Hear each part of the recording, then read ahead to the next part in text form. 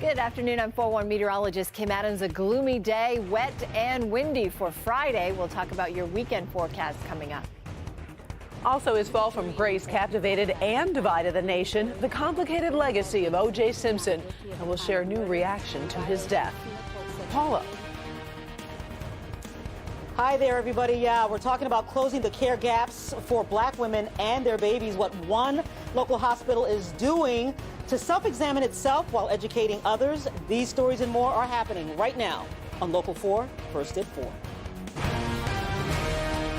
Live from downtown Detroit, Local 4 News First at 4 starts now. Good afternoon. I'm Karen Drew. First at 4, we are keeping you up to date on rain, also whipping winds that could slow the drive home this evening. You definitely need your umbrellas, and you might want to check your sump pump. Get ready, folks. Here's a look outside right now. The city of Ann Arbor on the left, Mount Clemens on the right there. It is a mess, obviously clouding some of our cameras. Let's check in with Kim Adams for your first forecast. So what do we need to know right now? Well, right now you just need to know the roads are wet, and also that the rain has slacked up in a lot of areas, but it's still coming down, especially in northern parts of Oakland and into Macomb County. So it's not as heavy as it was for your morning commute, but there's still some rain in Ortonville, Oxford, and then over into parts of northern Macomb County. Also a few more showers down in Grosse Ile. As we go through the next several hours, we'll continue to see this rain move through the area, but we'll also have breaks as well. So not as bad as this morning, but the roads are still wet and there's still ponding on the roads.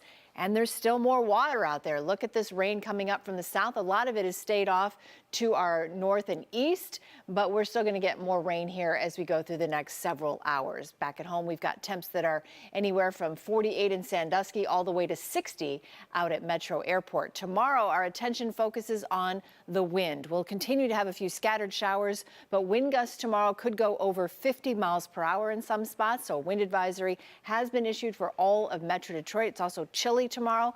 We'll talk about that coming up. All right, thanks, Kim. People all across the country are talking about the complicated legacy of O.J. Simpson this afternoon. The former football superstar was infamously acquitted of the murder of his ex-wife and her friend, but found liable in a separate civil trial. Today, Simpson died after a battle with cancer. Devin Skillian in the newsroom right now with new reaction hours after Simpson's death, which was announced. Devin? Yeah, hi there, Karen. For a time, O.J. Simpson was living the American dream. Football star, actor, seeming to transcend racial barriers. And then his ex-wife, Nicole Brown Simpson, and her friend Ronald Goldman were murdered back on June 12th of 1994. 5 days later, about 95 million Americans were watching the slow-rolling chase of Simpson and his friend Al Cowlings in that white Ford Bronco. Simpson was threatening to kill himself rather than face arrest. Well, he did surrender hours later. In 1995, a jury acquitted Simpson on charges of murder in a case that had become a national obsession. Later, the Goldman family won a civil suit, though, and Simpson was found liable for their son's murder and ordered to pay more than $33 million.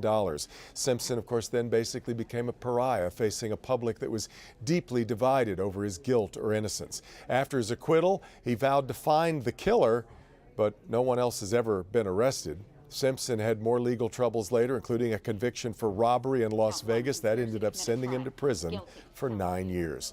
Well, today, Ron Goldman's father, Fred, told NBC News Simpson's death is, quote, no great loss to the world. And to him, it's a further reminder that his son is gone. Caitlyn Jenner tweeted 2 words to the news, quote, good riddance. You'll remember she was once married to Kris Kardashian, whose first husband was, of course, one of O.J. Simpson's attorneys. Simpson's trial turned his house guest, Kato Kaelin, into a mini celebrity for a while. A lot of people have wondered what he knew about the murder. Well, here's what he said today. Foremost, I'd like to express my condolences to the children, to Sydney and to Justin, to Jason and Arnell. They lost their father, and that is never easy. I wish to express my love and compassion to the Goldmans, to Fred and to Kim. I hope you find closure. And finally, to the family of the beautiful Nicole Brown Simpson. May we always cherish her memories.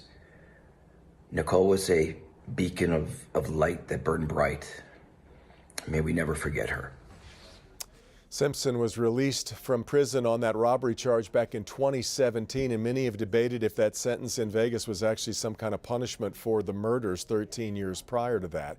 We could see new reaction to his passing, of course, when you join us on Local 4 News at 5. Till then, Karen, back to you. All right, thank you, Devin. Michigan State Police are reviewing a fatal crash that tied up the morning commute over an I-75.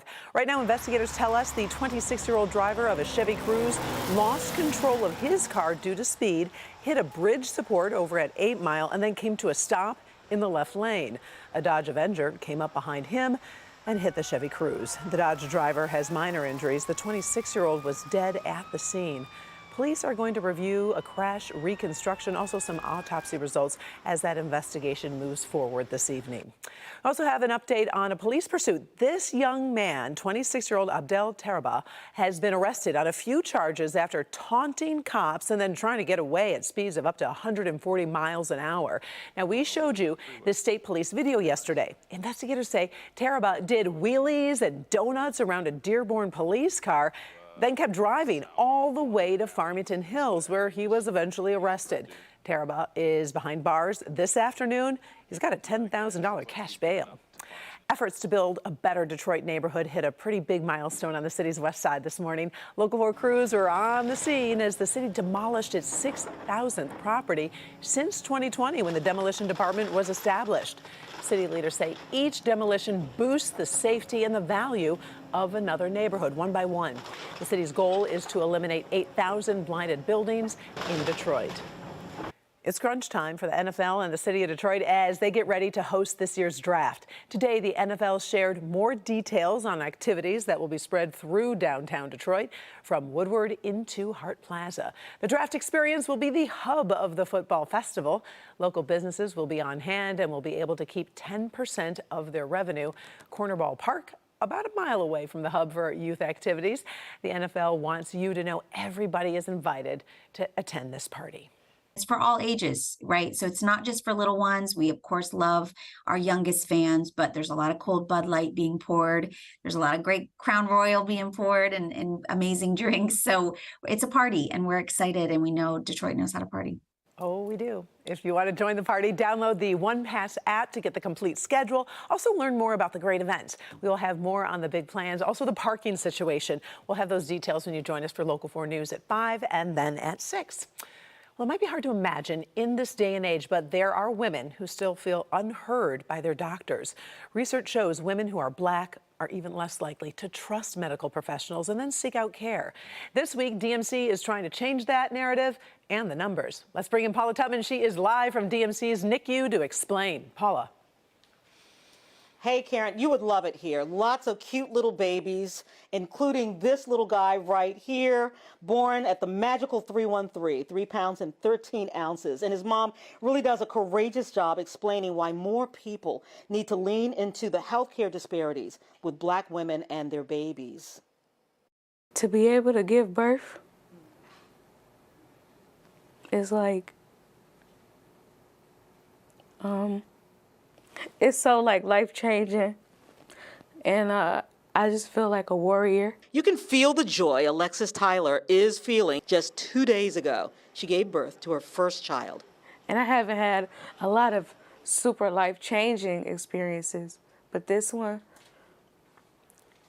I know it's gonna be amazing. She has loved the treatment she's receiving at DMC Hutzel Women's Hospital, but that has not always been the case for her when she has sought help from the medical profession. I wear head wrap a lot.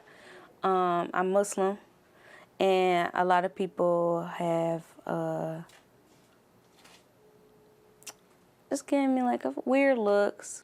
Gender, race, and culture bias. It's a thing. It exists. It's been exposed by numerous published and peer-reviewed studies in the medical industry, and Alexis has felt that very statistic many times in the past. When I feel like I'm being judged, I just want to like stay to myself and not express, not talk.